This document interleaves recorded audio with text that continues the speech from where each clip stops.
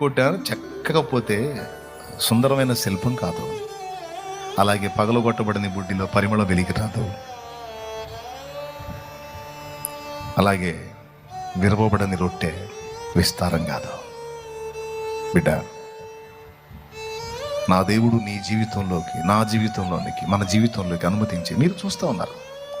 సమస్యలు, ఇబ్బందులు, నిందలు, అవమానాలు, దూషణలు, ద్వేషాలు ఎదుర్కోవటం మీరే కాదు, నేను కూడా మీకంటే ఎన్నో రెట్లు ఎక్కువ నేను ఫేస్ చేస్తాను. ఇప్పుడు కాదు, సంవత్సరాలుగా నేను అనుభవాల్లో నుంచే వస్తున్నాను. నాదేం దాచబడిన జీవితం కాదే, పబ్లిక్ లైఫ్, బాహాటంగా ఉన్న లైఫ్ నాదే.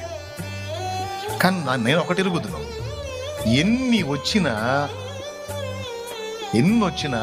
అది నన్ను విస్తరింపజేసే దానిలో భాగమే, నన్ను పరిమళింపజేసే దానిలో భాగమే. అంతే తప్ప నా మీద పగబట్టి ప్రతీకార చర్య తీసుకునేవాడు కాదు.